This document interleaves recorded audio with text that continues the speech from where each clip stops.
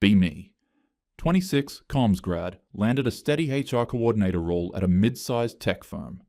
I tell people I'm basically a watchdog for women in the office. Make sure the boys' club doesn't get away with anything.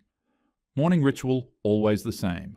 Grab coffee in the break room before the 9:30 stand-up, roll my eyes at whatever guy's hovering near the machine pretending to network. Cup in hand with big bold letters. Smash the patriarchy. Co-worker from recruiting sees it, smirks, says, "Love your mug." I grin, sip like it's proof I'm on the right side of history.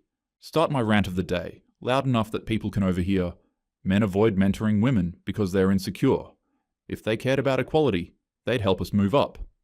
Behind us, the break room wall is plastered with HR flyers about compliance training and harassment policy refreshers. The biggest one reads, "Safe workplace, zero tolerance for misconduct," in bold blue font. I gesture at it with my mug, roll my eyes, say, "See? If they actually supported women, we wouldn't need reminders everywhere." Coworker laughs, says facts like I just solved sexism before 9 a.m. I laugh too, feels like winning before the day even starts. My brother works here too. He's in operations, a mid-level manager who babysits product teams and makes sure deadlines don't slip. Quiet guy, reliable, steady paycheck, never makes waves. Lives alone in a small apartment 10 minutes from the office. Never married, no kids, no drama, just work, gym, groceries, repeat. He's the type who brings leftover stir-fry in Tupperware while everyone else orders DoorDash. In my head, he's just another man coasting on the system. I barely think about him. He's boring background noise.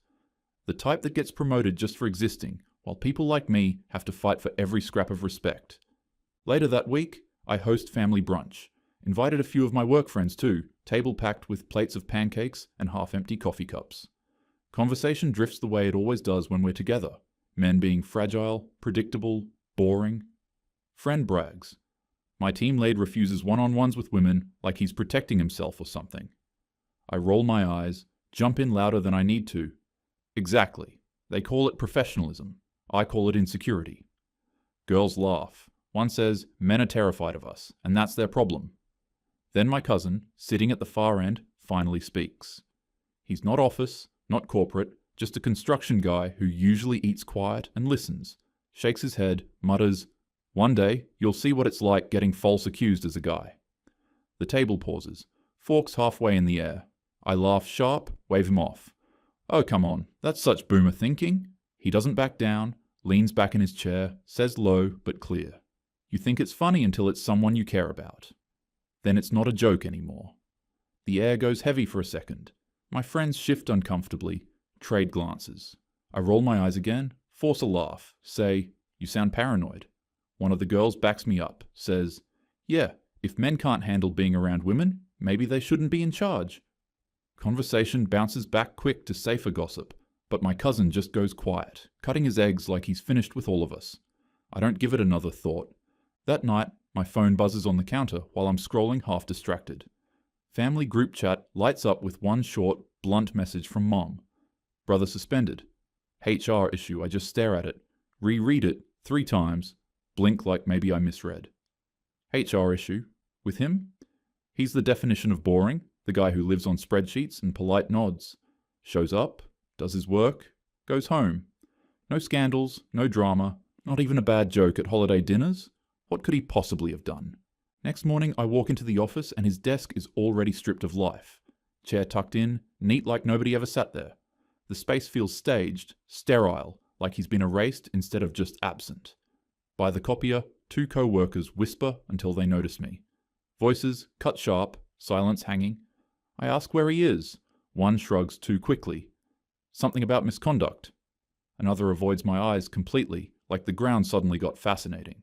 My stomach knots hard, but I force the thought down. It's just procedure, just temporary. Try emailing him from my desk. Bounce back lands instantly.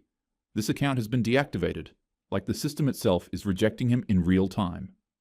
10 minutes later, HR memo hits my inbox. Pending investigation, please direct all correspondence elsewhere. The language is so clean, so vague, it almost feels rehearsed, like they've written the same line 100 times before.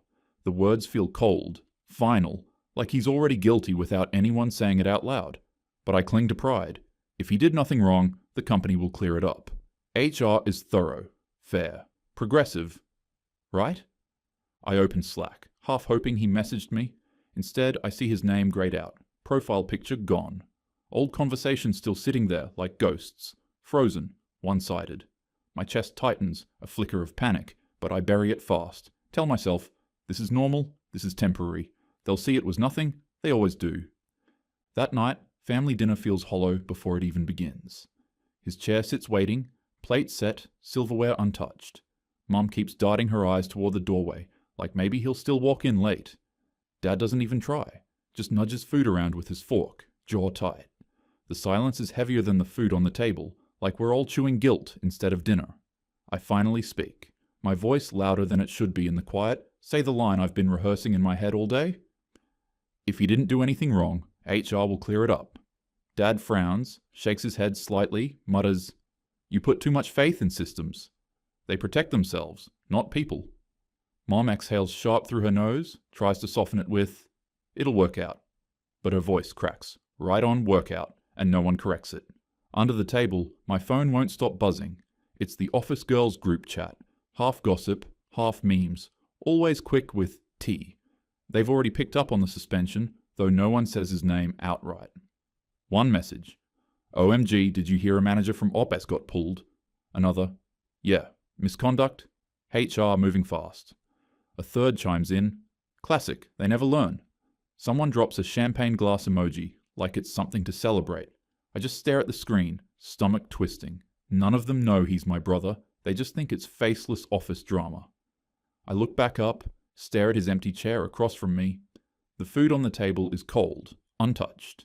The conversation is dead, but the buzzing in my pocket feels louder than anything else in the room.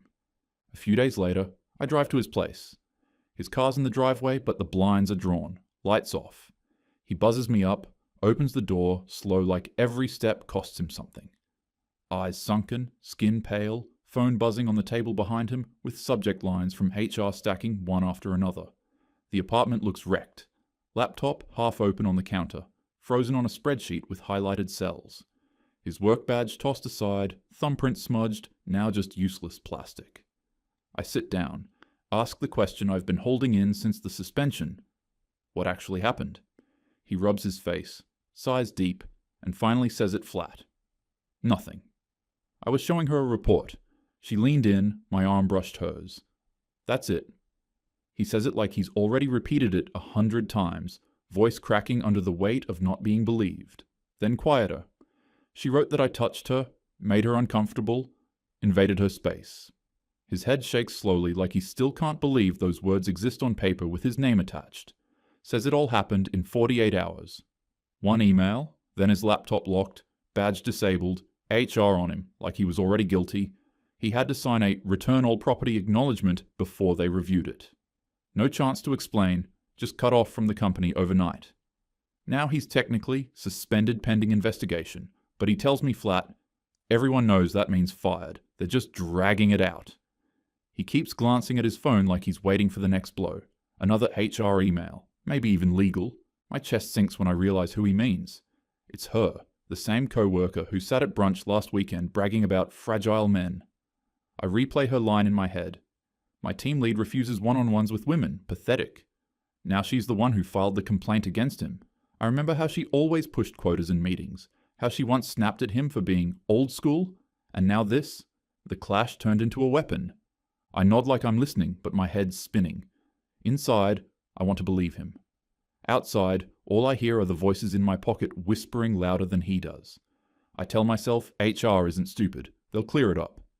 But when he grips a styrofoam cup with trembling hands, eyes wide with panic, I feel it, the first crack of doubt, not about him, but about everything I've been saying for years. A couple days later, I can't focus on anything except watching The Office. Every hallway conversation feels like it might be about him. Co-workers lower their voices when I walk by, then act normal like nothing happened. I check Slack too often, scrolling channels he used to post in, now just empty space where his name used to be. I tell myself, if he really didn't do anything, this will blow over. But the thought creeps in. What if he did cross a line and I just don't know it? At lunch, I sit with a senior woman I've always looked up to, Figure she might reassure me.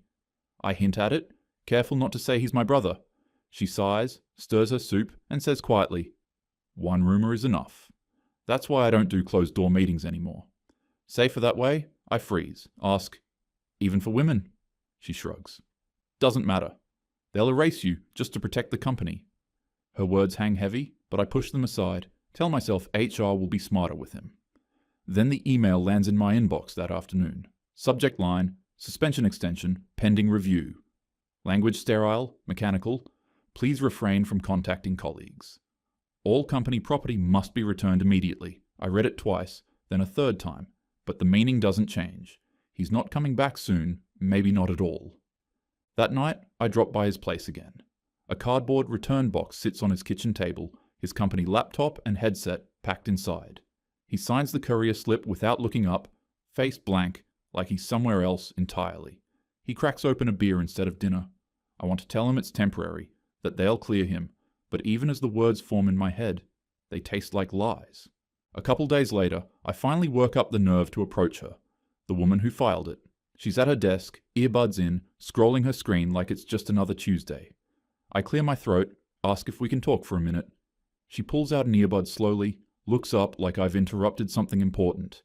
I keep it vague, careful not to say he's my brother, just, "Hey, about the situation with his role, are you sure there wasn't a misunderstanding?" Her expression hardens instantly. Misunderstanding? He touched me. I felt unsafe. HR agreed it needed to be escalated. Her tone isn't angry, it's measured, almost rehearsed, like she's repeated this to herself until it became scripture. I push back gently, my voice catching. He swears it was just an accident, nothing intentional. She cuts me off sharp, eyes narrowed. That's what they all say. If he didn't want this to happen, he should have kept his hands to himself. The certainty in her voice makes my stomach drop. No doubt, no hesitation, just finality. For a moment, I freeze because I always thought I could trust women like her. Smart, outspoken, the ones I saw as allies. The kind of person I'd sit with at lunch and feel reassured we were on the same team. But now, sitting across from her, I realize there's no team, just her certainty and my brother's life hanging under it. And I can't understand how she can say it so casually while he's falling apart at home. I try one last time, softer, desperate. I don't understand your intention here. What do you want to come out of this? She leans back in her chair, studies me for a second, then answers without blinking. Men like him, the ones who push back, who resist women being in higher positions, who make us feel small in meetings, they need consequences. If it costs him his career, so be it. Maybe the next guy will think twice. Her voice is calm, almost logical, like she's laying out company policy rather than dismantling a man's life. I feel my throat tighten. Flashes of brunch last month run through my head, her laughing with us, mocking fragile men, bragging about her team lead avoiding women. Back then, it sounded like confidence, like progress. Now it sounds like a loaded gun she was always ready to fire. I mumble something about just wanting to understand, but she's already done. Slides her earbud back in, screen glowing against her face like I don't even exist anymore. Conversation over, verdict sealed. I walk away, pulse racing, face hot, my chest burning with anger and shame. I thought women like her were the ones we could lean on, the proof of solidarity we always bragged about. But sitting there, watching how little she cared, I felt it snap. That blind trust, gone in an instant. Part of me is furious. She didn't even blink, didn't even consider what this is doing to him. Another part whispers the thought I don't want to admit. Maybe she really believes it. Maybe she's convinced herself it's righteous. Either way, one thing is clear as I step back into the hallway, legs shaky. My brother isn't up against one woman's accusation anymore. He's up against an ideology that will never let him walk away clean. The next week, it spills where everyone can see. LinkedIn, first, her post, vague but unmistakable. A manager abused his position during a one-on-one. No name, but I know instantly. Hundreds of likes climbing into thousands, comments full of, "So brave," "Proud of you," hashtags, "Believe her," "Safe workplaces." My stomach turns, but I keep scrolling like I can't look away. Later that night, my phone buzzes again. Not work, not group chat, but my aunt texting links. "Is this about your brother?" I open it. His photo from a corporate team event, now sitting under a headline that doesn't even name him, just manager misconduct. Family friends start whispering in side texts. One even sends, "We always wondered why he was single." I want to defend him, but every message makes me feel smaller, like they've already filed him under guilty. At dinner, Mom invites him over, but he doesn't come. The chair sits empty, plate waiting. Dad keeps pouring wine, silent. Mom finally puts her fork down, voice trembling. We don't know the whole story. What if she's telling the truth? Her words land heavier than the silence, like even his own mother is bracing for him to be guilty. Dad doesn't answer, just stares at his plate like the verdict's already in. I can't take it, so I call my cousin, the one who warned me at brunch weeks ago. Ask if he'll come with me to see my brother. He doesn't hesitate, just says, "Yeah, let's go." That night, we show up together. The place looks worse than last time. Unopened mail, stacked high, HR envelope, half buried under pizza boxes. My brother sits slumped at the table, laptop closed, a return box with his headset and badge shoved in the corner. I sit across from him, cousin at my side, and I blurt it out. Tell him what she said when I confronted her at the office, that she called it deliberate, that she said men who resist women moving up should be punished, that his career was fair trade for making her feel small in meetings. My brother buries his face in his hands, groans like the air just left his lungs. I turn to him, desperate. "Are you sure you didn't do anything? Not a joke? Not a comment? Nothing she could twist?" His head snaps up, eyes red. "No. I swear to God, no. It was an accident. She knows it, and they don't care." After my brother swears again, it was just an accident, I press harder. "Be honest with me. If you did something wrong, I won't judge you. I just want to fix this." He looks me dead in the eye, says, "I did nothing. You think I'd throw my whole life away over a brush of an arm?" I sit back, frustrated, voice trembling. "But you're men. The system always protects men. Isn't that what we've been saying? They'll side with you in the end." The words sound weak, even as I say them, but it's all I have left to hold on to. He laughs, bitter, almost choking. "Protects me?" They cut my badge in 2 days. Locked me out overnight. My name's mud before I even got a chance to speak. Does that sound like protection? When it was headlines about strangers, you cheered. Now it's me. He slams a hand on the table, the return box rattling. But it's not anger, it's despair. Cousin leans forward, steady voice like steel. "You still don't get it? There's no protection. Not for him, not for me, not for any guy. The second a woman says, 'unsafe,' it's done. No evidence, no trial, no appeal. Just done." He locks eyes with me, harsher now. "You laughed at me at brunch when I told you this. Thought I was paranoid. Still think it's a joke?" I open my mouth, nothing comes out. My chest feels tight. My brother cuts in, quieter this time. "One meeting destroyed 10 years of work." Not even anger anymore, just empty truth. He's searching my face for hope, but I have none to give. My cousin doesn't let up. This isn't about him brushing her arm. It's about power, about making examples. You feed that machine and it will eat the men you love. Doesn't matter how careful they are, I finally whisper. Bitter? "So you're saying one false accusation really can ruin a man overnight?" For a second, my brother's eyes flicker, like maybe I finally get it. But then the coward in me slips out. Maybe if you'd been more careful." The words taste like ash, even as I say them. He doesn't answer, just looks away, fridge light casting his face pale like he's already fading out of the world. I sit there with my cousin in the silence, the buzz of the fridge louder than anything else.